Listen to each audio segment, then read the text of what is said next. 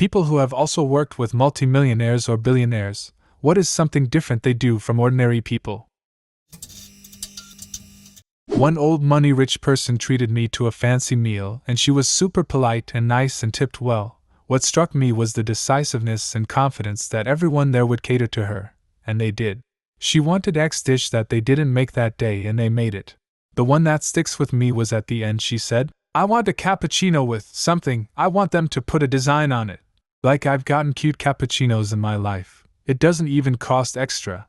It never occurred to me to just ask for everything I want all the time. This was the same person that on a business trip hugged me after the flight. "I did it, woman thorned." Me, "Oh, was this your first time in economy?"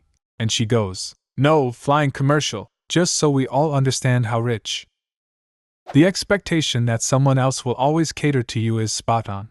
I work at a really fancy hotel within walking distance of an Ivy League university, and the super wealthy people just expect certain things. Most people around them who aren't their friends or family is considered the help, even if they don't say it out loud. They also feel pretty entitled to things, like they will just walk up behind the bar and grab a bottle of wine that they want. Hire a private chef for a casual Tuesday lunch with her girlfriends. $2,000, just like that.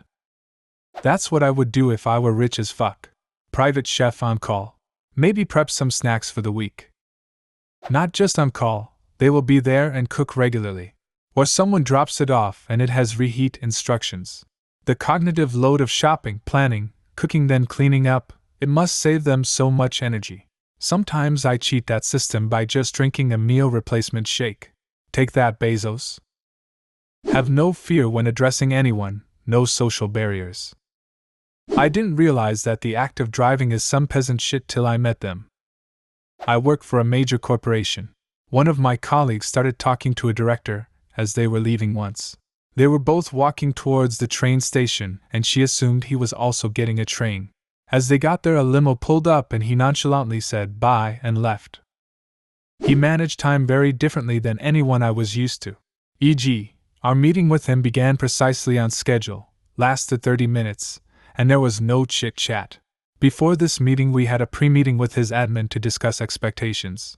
The admin explained that we had to be on time, no introductions, titles, just name, no small talk, no marketing, be prepared to answer technical and financial questions quickly and succinctly.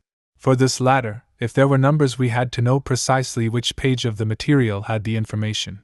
When the meeting took place we were brought in exactly to the second at the start time. Sat down and within 30 seconds he was asking us all manner of questions. I had to field technical questions that appeared to be asked not so much for whether my answer was right, but that I didn't hesitate. I also gained a healthy respect for my manager, as he was sharp and answered quickly and accurately. I had a CIO somewhat like that. He was incredibly smart with multiple PhDs. My interview was memorable. We had the usual back and forth, then he just stopped talking about 20 minutes into the interview and just stared at me. I later found out he wanted to know how I handled silence. Mind you, I was only 22 years old at the time. It was quite intimidating. Years ago, a friend of mine's dad was trying to sell his startup company and picked up an investor at the airport. He was proud of his classic Rolls-Royce and noticed the investor looking around, playing with the air vents. So he said, "Is this your first time in a Rolls-Royce?" The guy said no, but it was his first time in the front seat. I work with lots of millionaires and a few billionaires. Most work non-stop. There's no boundary between workday, holiday, weekend, etc., but there is also no boundary between friend, family, coworker. Lots of times it is easy to forget the cost of things when money is meaningless. When a $500,000 Ferrari is the financial equivalent to a gallon of milk for most families, then spending $20,000 on a party that includes private chefs, a bar staff, etc. is nothing. What happened recently was that someone mentioned there were a bunch of kids in MS who were getting trained at trade schools for jobs, but the certification exam was $350, so only 2 kids out of the 35 in our pilot program got certified. It was hard for anyone in that room to understand how these families couldn't come up with $350 having a whole year to prepare. Most people in that room bill at $250 to $500 per hour, if they work at all. 2 days ago, someone took me out to lunch and the bill was $250, but since it's Christmas season and the waitress was really great, he tipped $250. A different time, we went out for drinks and the bartender was one of those. Tell me what you like and I'll make you something. The lady goes to pay and just writes math in the tip line and put $500 on the total for what was less than 3 drinks a person for 4 of us. On the other hand, there are lots of times when someone says something completely off the wall elitist. I grew up incredibly poor, and some of these people are 5th and 10th generation wealth. They grew up with maids and butlers and private planes, and their great-grandparents have buildings all over the US named after them.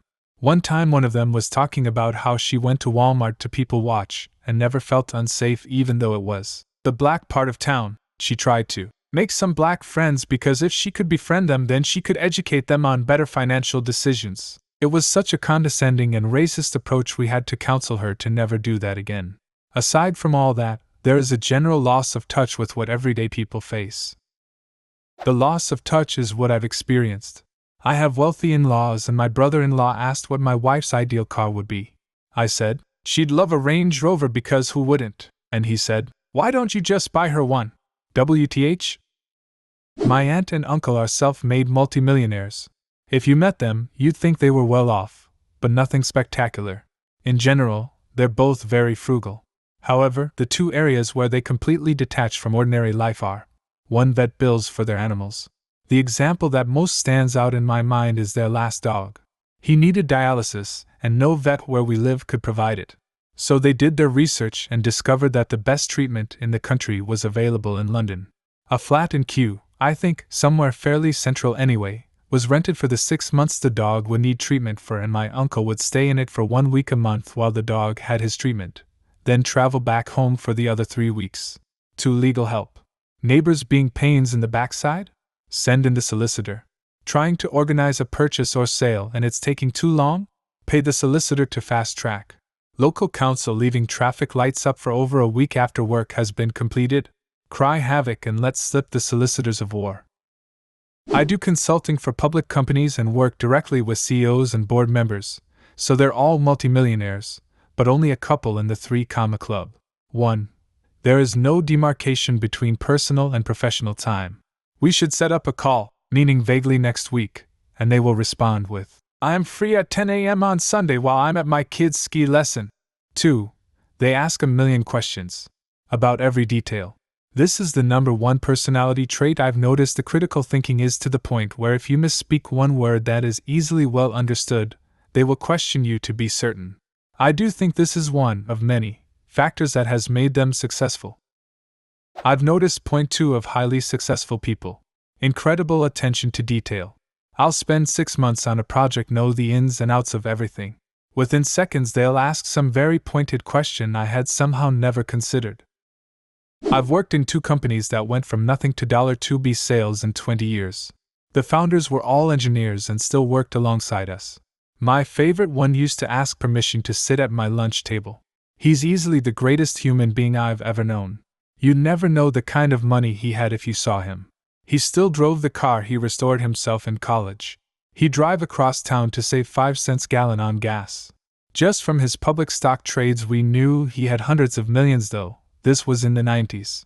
I still talk to him. I emailed him last week. Honestly, all of the founders have been something like him, although he was the greatest one. The others did spend their money though, sometimes extravagantly. One, for example, had married a history major and had the hobby of relocating historic buildings to his property. His house had museum-quality antiques, such as George Washington's dinner table, and he actually used them. I guess by the strictest definition I'm a multimillionaire, as the first digit of my Fidelity account does go to 2 sometimes. As a nearly 50-years-old engineer, that's not that unusual though. Millionaires aren't what they used to be.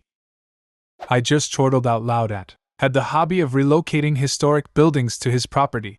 I'm so far from rich, I didn't even realize that could be a hobby. Well, the owner of my small company is incredibly wealthy but also rad as fuck, and he drives a tank on property all the time just for the fuck of it. He also owns a very old, gorgeous estate from an extremely influential family, think Vanderbilts, and we throw parties there. But on top of it he lets his employees rent it out for events.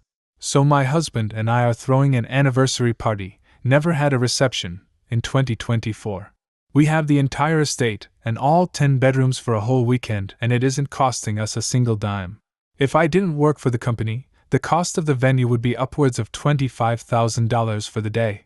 I never expected someone so incredibly wealthy to be so down to earth and generous. It's exactly who I would strive to be at that level of wealth. I nannied for millionaires. It was new money, and they had both grown up fairly blue collar. They were very down to earth, giving, and kind. Their children, however, had no rules, structure, or expectations inside of the house.